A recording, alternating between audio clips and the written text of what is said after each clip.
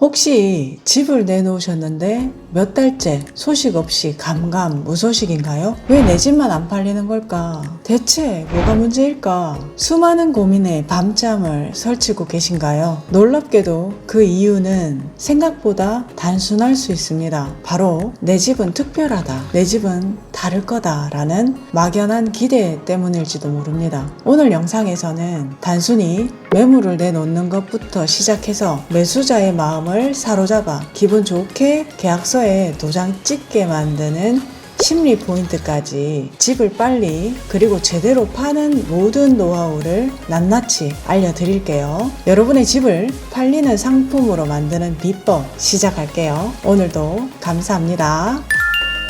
실제로 이런 분들 정말 많습니다. 본인의 집이 로얄동 로얄층도 아닌데 주변 로얄 매물보다 더 높은 가격에 내놓습니다. 특별한 옵션이 있는 것도 아니고 구조도 지극히 평범한데 그래도 내 집은 특별하니까 보는 사람도 분명 다르게 봐줄 거야 라고 생각하죠. 하지만 정작 본인이 사고 싶어 하는 집은 어떤가요? 아마 여러분도 마찬가지일 겁니다. 입지 좋고 층 좋고 조망권까지 완벽한 새 아파트 로얄 매물을 마치 선물처럼 급매 가격에 사고 싶어 합니다. 내 집을 팔 때는 특별한 가치를 주장하지만 남의 집을 살 때는 가성비와 최고의 조건을 따지는 이 아이러니, 혹시 여러분의 이야기는 아닌가요? 이런 이중적인 심리가 바로 집 거래를 어렵게 만드는 가장 큰 함정 중 하나입니다. 냉정하게 말해서 지금 부동산 시장은 과거와는 완전히 다릅니다.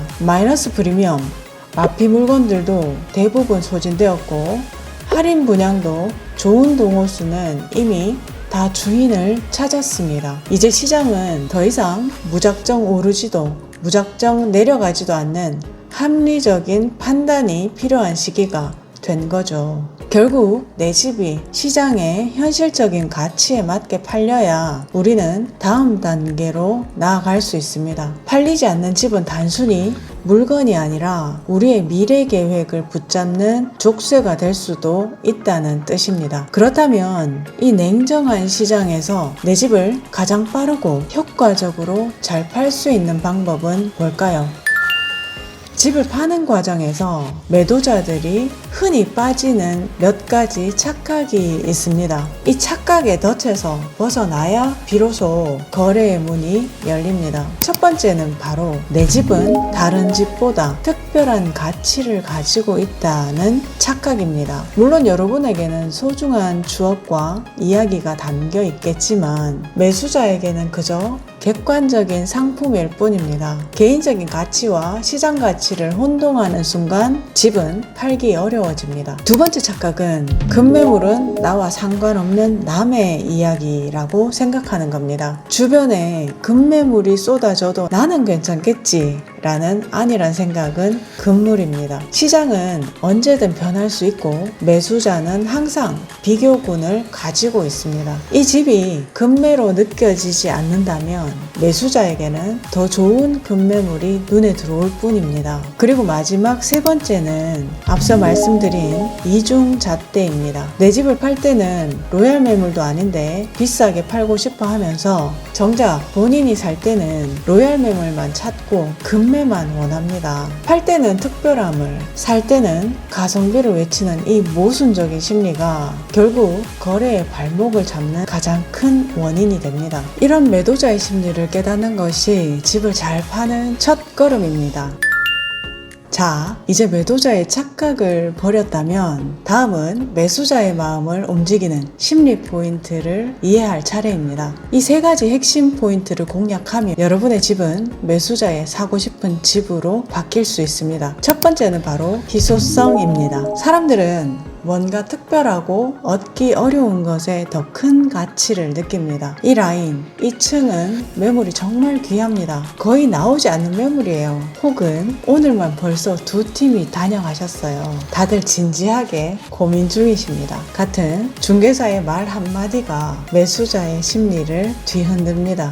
이거 놓치면 안 되겠다는 생각이 들게 만드는 거죠. 이것이 바로 매수자의 구매 욕구를 자극하는 강력한 트리거입니다. 두 번째는 첫인상 프리미엄입니다. 사람들의 첫인상이 중요하듯 집도 첫인상이 모든 것을 좌우합니다. 현관을 들어서는 순간부터 거실 그리고 욕실까지 매수자의 동선을 따라 깔끔하고 정돈된 인상을 주면 집 전체가 마치 관리가 잘 된 집처럼 느껴집니다. 좋은 향기, 밝은 조명, 그리고 작지만 센스 있는 인테리어 소품 하나가 이 집에서 살고 싶다는 감정적인 연결고리를 만들어냅니다. 작은 노력으로 얻을 수 있는 최고의 투자라고 할 수 있습니다. 마지막 세 번째는 협상 착각입니다. 매수자는 자신이 이득을 봤다고 느낄 때 비로소 기분 좋게 계약서에 도장을 찍습니다. 이 심리를 활용해야 합니다. 여러분의 희망 가격보다 아주 약간만 높게 매물을 내놓으세요. 그리고 매수자가 흥정을 해왔을 때 흔쾌히 어느 정도 내고를 받아주는 과정을 보여주는 겁니다. 매수자는 내가 협상을 통해 가격을 낮췄다, 내가 승리했다는 만족감을 느끼며 최종 결정을 하게 됩니다. 이 작은 심리적 설계가 거래 성사에 결정적인 역할을 합니다. 매도자의 착각을 버리고 매수자의 심리를 이해했다면 이제 실전에 적용할 구체적인 전략을 알아볼 차례입니다. 이 세 가지 실전 전략만 제대로 숙지해도 여러분의 집은 팔리지 않는 집에서 팔리는 집으로 바뀔 겁니다. 첫 번째, 적정가 설정입니다. 주변 아파트의 최근 실거래가를 면밀히 분석하세요. 그리고 단순히 평균보다는 로얄동, 로얄층과의 비교를 통해 내 집의 현실적인 가치를 파악해야 합니다. 중요한 건 팔고 싶은 가격이 아니라 시장에서 바로 팔릴 수 있는 가격을 설정하는 겁니다. 금매보다 조금 높은, 그렇다고 턱없이 높지 않은 합리적인 선에서 타겟 가격을 정해야 합니다. 객관적인 데이터가 곧 여러분의 가장 강력한 무기입니다. 두 번째는 정리 그리고 연출입니다. 앞서 말씀드린 첫인상 프리미엄을 극대화하는 단계입니다. 현관에서 거실 그리고 욕실까지 매수자의 동선을 따라 집중적으로 청소하고 정리하세요. 특히 개인 물품, 즉 가족 사진, 종교 물품, 그리고 잡동사니는 최소화해야 합니다. 매수자가 내 집이라고 상상할 수 있는 여백을 만들어주는 거죠. 집을 보여주기 전에는 모든 조명을 켜두고 충분히 환기시킨 후 좋은 향기를 채워 넣으세요. 작은 소품들도 마치 모델하우스처럼 연출하면 매수자의 마음을 사로잡을 수 있습니다. 이것은 단순한 청소를 넘어선 상품화 과정입니다. 세 번째는 응대 전략입니다. 집을 보러 오겠다는 매수자가 있다면 주말이든 저녁이든 바로 집을 보여줄 수 있도록 준비하는 것이 좋습니다. 지금은 곤란해요 라는 인상을 주면 매수자의 관심은 금세 식어버립니다. 또한 집을 빨리 팔고 싶어서 안달이 났다는 인상을 주는 것은 절대 금물입니다. 여유있고 신뢰감 있는 태도로 응대하며 궁금한 점은 솔직하고 정확하게 답변해 주세요. 그리고 가장 중요한 것은 중개사와의 협력입니다. 중개사는 여러분의 집을 가장 잘 아는 영업사원입니다. 필요하다면 중개사에게 합리적인 인센티브를 제시하여 적극적인 매도 활동을 유도하는 것도 좋은 방법입니다. 결론적으로 집을 나의 보금자리가 아닌 매력적인 상품처럼 포장하고 매수자의 눈높이와 심리에 맞춰 준비하는 것이 집을 잘 파는 핵심 비법입니다. 이 과정은 시간과 노력이 필요하지만 그만큼 빠르게 좋은 결과를 가져올 겁니다.